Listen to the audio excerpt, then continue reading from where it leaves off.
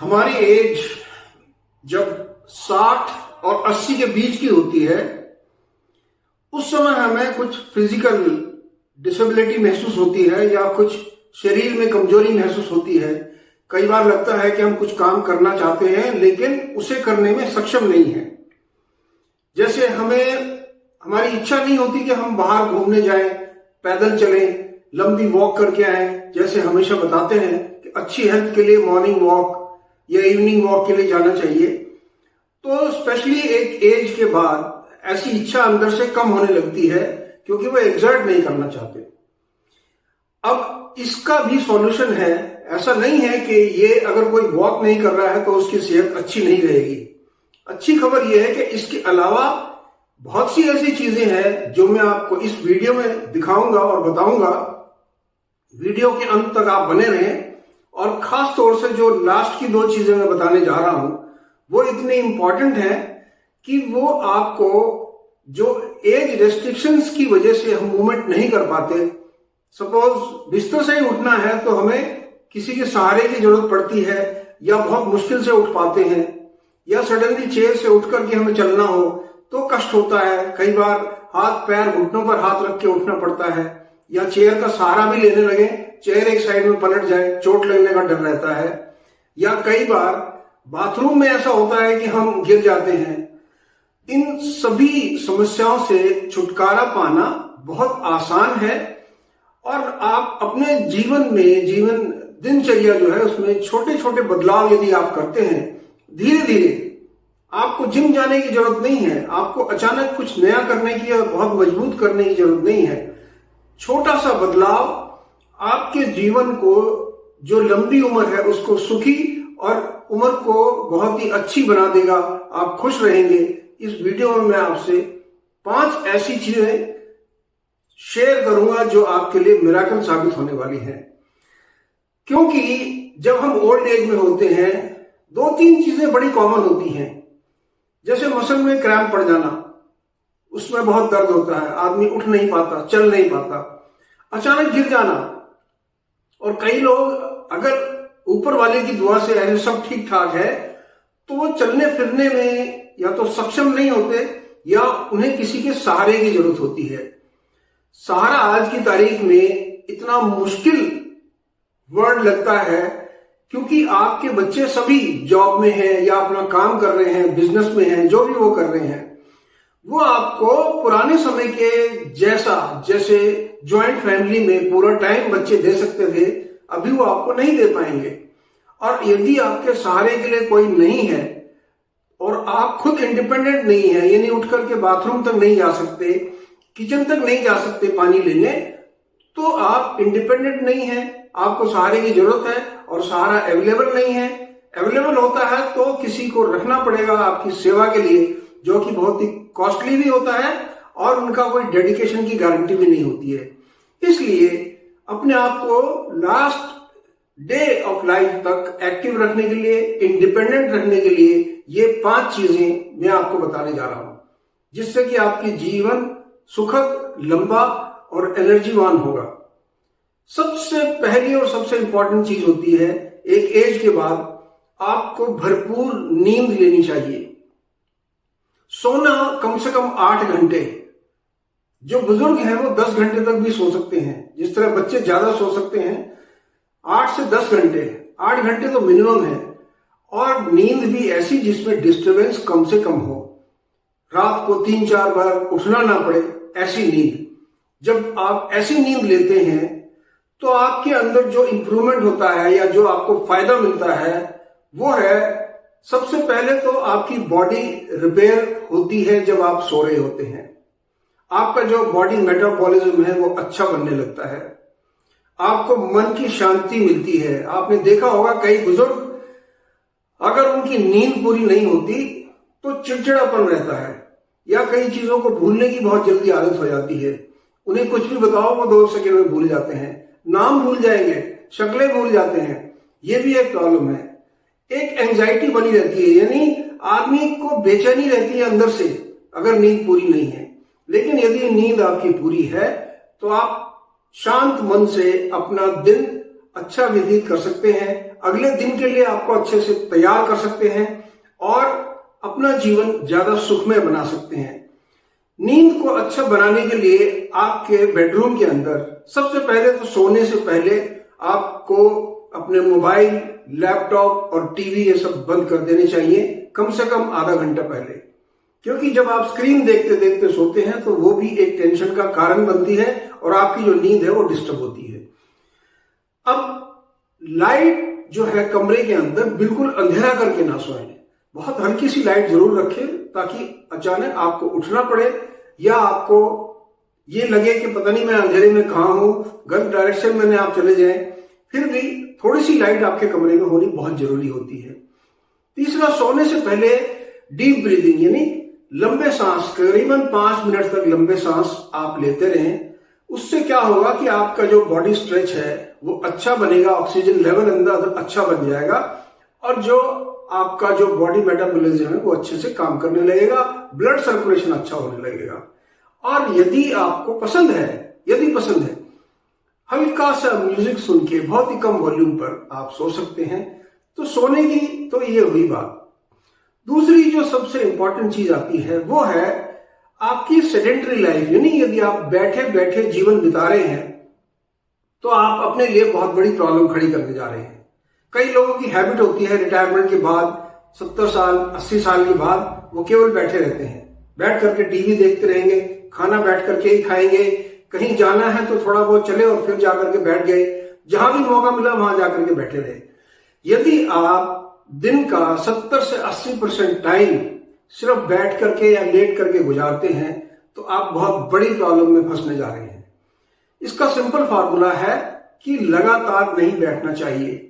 जब आपको थकान महसूस हो डेफिनेटली आप बैठिए, आधा घंटा बैठिए, आधे घंटे के बाद उठिए, अपने आप को मूव कीजिए, स्ट्रेच कर सकते हैं। इस तरह से आप अपनी बॉडी को स्ट्रेच करें, ऊपर हाथों को स्ट्रेच करें या नीचे की तरफ कंधों को स्ट्रेच करें, किसी भी तरह से बॉडी मूवमेंट इस तरह से आप कर सकते हैं तो आपको एक एनर्जी भी वापस मिलेगी और आपकी जो सेडेंटरी यानी जो शिथिल लाइफ है वो खत्म हो जाएगी। छोटी छोटी चीजें आप बैठना अवॉइड करने के लिए कर सकते हैं। यदि फॉर एग्जाम्पल आपने पानी लेने जाना है, किसी को आवाज ना लगाए, आप उठिए, किचन में जाइए, अपना पानी पीजिए, अपना ग्लास उस जगह पर रख दीजिए जहां वॉशिंग होनी है और वापस आकर के आप 10 मिनट बैठ जाइए। यदि आप कई बार होता है आपको टीवी देखने का शौक है तो टीवी यदि हम बैठ करके इस तरह से देख रहे हैं तो आपकी जो बॉडी है वो शिथिल हो जाती है, मसल क्रैम्प जल्दी बनेंगे, बॉडी में ब्लड सर्कुलेशन धीरे होगा और आप एक लेथार्जिक एटीट्यूड के अंदर जाते जाएंगे। इसका लंबे समय के बाद बहुत बड़ा नुकसान होता है। टीवी भी देखना हो, यदि आपको बहुत समय नहीं बैठना है तो उसका सिंपल तरीका है कि आप चेयर पर ही हाथ रख करके खड़े हो जाइए, थोड़ी देर टीवी देखते रहिए, आपको लगे थकान हो रही है थोड़ी देर बैठ जाइए, फिर थोड़ा सा चल फिर लीजिए, आकर के वापस टीवी देख लीजिए या कुछ और कर लीजिए। छोटी छोटी चीजें हैं जो आपको मूवमेंट में डाल सकती हैं। यदि ऐसा कुछ नहीं है तो आप अपने घर के छोटे छोटे काम, अपने कपड़े तय करके रख दीजिए, अपना बेड ठीक कर दीजिए, घर के अंदर दाएं बाएं कोई चीजें पड़ी हुई है उन्हें ठीक कर दीजिए। ये आपकी बॉडी को एक्टिविटी देगी। इसमें आपको बहुत ज्यादा कोई मेहनत करने की जरूरत नहीं है, वॉकिंग या रनिंग के लिए जाने की जरूरत नहीं है, जिम जाने की जरूरत नहीं है। ये सब काम आप अपने लिए पैदा कर सकते हैं। अपने जो खुद के कपड़े हैं उन्हें ठीक से हैंगर में टांग दीजिए, ये भी आपके लिए एक एक्टिविटी है। एक एज के बाद ये छोटी छोटी जो एक्टिविटी है ये बॉडी को चुस्त दुरुस्त रखेंगी और बॉडी को रिपेयर करती रहेंगी। जो आपकी मसल्स हैं वो मसल पावर कहीं से नहीं आएगी एक एज के बाद, लेकिन आपकी जो मसल्स हैं वो क्रैम्प यानी उनमें दर्द होने से बचेगा, स्टिफ नहीं होंगी। जो अकड़ जाती हैं मसल्स बुढ़ापे में वो थोड़ी नरम रहेंगी और आपको कंफर्टेबल महसूस होगा। इन चीजों को करते रहने से आपकी जो सेडेंटरी लाइफ है यानी खाली खाली बैठे रहने की जो लाइफ है उससे आप बचे रहेंगे। तीसरा जो इंपॉर्टेंट फैक्टर आता है वो है धूप लेना, क्योंकि विटामिन डी एक एज के बाद 70-80 साल के आसपास जाकर के आपकी बॉडी के अंदर जो विटामिन डी पैदा होती है, जो आपकी बोन्स को मजबूत करती है, उसकी कमी होने लगती है। इसीलिए बहुत से बुजुर्ग में आप देखा होगा कि जरा सा झटका लगा उनकी कोई हड्डी टूट जाएगी, थोड़ा सा वो गिर गए बैकबोन में फ्रैक्चर आ गया या हिप जॉइंट में फ्रैक्चर आ गया। ये इसलिए होता है क्योंकि आपकी जो विटामिन डी लेवल है बॉडी के अंदर कम हो गया है। और अगर विटामिन डी लेवल कम है तो वो सिर्फ टेबलेट खाने से पूरा नहीं होगा, आपको नेचुरल विटामिन डी लेना पड़ेगा और जो आपको फ्रीली सूरज की रोशनी में अवेलेबल है। अब आप कहेंगे मैं तो साहब फ्लैट में रहता हूं, सूरज की रोशनी कहां मिलेगी? मिलेगी यदि आप ढूंढने जाएंगे। आप यहां से 100 गज 150 गज कोई शॉप है या पार्क है, आप उसमें 10 मिनट के लिए चले जाइए, हल्की वॉक करते हुए वहां जाइए। बेशक आप 100 गज चलने में असमर्थ हैं तो 50 गज चलिए, बैठ जाइए। अगर आप 2 मिनट 3 मिनट धूप में बैठे हैं फिर आगे जाकर के बैठ जाइए, थोड़ी देर पार्क में चले जाइए। यदि आपके पास पॉसिबिलिटी है तो धूप आपकी बालकनी में आती होगी, वहां बैठ जाइए, पोर्च में बैठ जाइए, कहीं पर भी, यानी नेबरहुड में चले जाइए। अगर आपको लगता है सड़क पर 5 मिनट के लिए घूम लीजिए। तो ये जो फ्री की धूप आपको विटामिन डी मिल रही है, इसे लेना मत भूलिए। ये आपके लिए तीसरा सबसे इंपॉर्टेंट फैक्टर है, क्योंकि जैसे ही आप विटामिन डी की पूर्ति करते रहेंगे, आप में बॉडी में लचीलापन भी रहेगा, आप फ्रेश भी महसूस करेंगे और विटामिन डी की कमी भी, और आपको फ्रेश एयर जो है वो आपकी बॉडी में जाती रहेगी। केवल कमरे में बंद होकर के अपनी लाइफ को जीना छोड़ दीजिए। यह आपके लिए तीसरा फैक्टर है। चौथा जो बहुत ही इंपॉर्टेंट फैक्टर मैं आपको बताने जा रहा हूं वो है, जब भी हम कहते हैं हमारी जो बॉडी शिथिल होने लगती है, जिसे कहते हैं ना कि आदमी का जीवन नीचे से ऊपर की तरफ समाप्त होता है, यानी हमारी जो जिसे कहते हैं डेथ हमारी लेग्स में आनी शुरू होती है और ऊपर तक आती है। यदि आपके पैर खराब होने लगे हैं, आपके घुटने दर्द करने लगे हैं, आपको जॉइंट पेन होने लगा है, तो आपको सतर्क होने की जरूरत है। अपने पैरों की एक्सरसाइज करना बहुत जरूरी है। एक तो जैसे मैंने कहा कि कुछ कुछ समय के बाद खड़े रहिए तो आपके पैरों की एक्सरसाइज ऑटोमेटिक हो जाएगी। यदि आपके पास ऑप्शन है तो लिफ्ट का यूज ना करके 1-2 जो फ्लोर है वो सीढ़ी से जाइए आप, उससे भी आपकी लेग मसल्स को थोड़ी एक्सरसाइज मिलेगी। मैं ये नहीं कह रहा हूं कि आप 20 स्टोरी तक लिफ्ट ना यूज करें और सीढ़ी यूज करें। 1-2 अगर फ्लोर आप यूज करेंगे सीढ़ियों का तो आपकी लेग मसल्स को डेफिनेटली छोटा छोटा इंप्रूवमेंट डेली मिलता रहेगा। जब आप बिस्तर पर भी बैठे हैं या आप चेयर पर बैठे हैं, अपनी लेग को यूं स्ट्रेच कर लीजिए। स्ट्रेच करने के बाद जो आगे का पंजा है उसको इस तरह से मूव कीजिए, रोटेशन में मूव कीजिए, दाएं बाएं वापस मूव कीजिए। इस तरह से जब आप अपने बॉडी को और अपनी लेग्स को मूव करेंगे, उनके अंदर लचीलापन भी आएगा, आपकी जो मसल्स हैं वो मजबूत भी होती जाएंगी।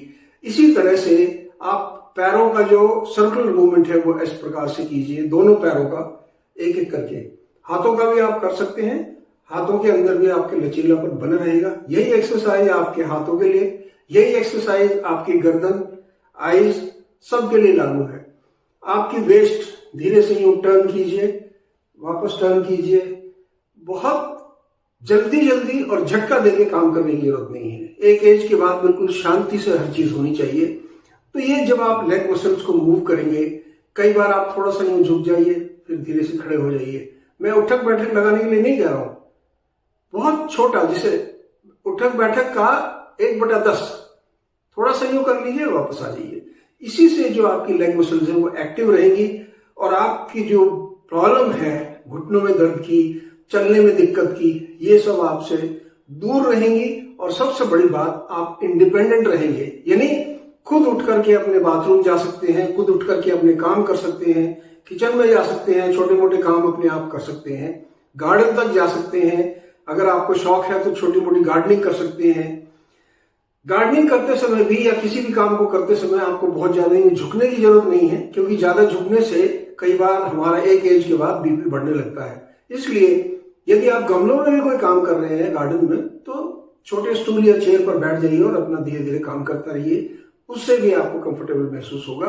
तो ये चौथा आपका फैक्टर है। पांचवा जो सबसे इंपॉर्टेंट मैं बताना चाहता हूं वो ये है कि आपको योगा और मेडिटेशन।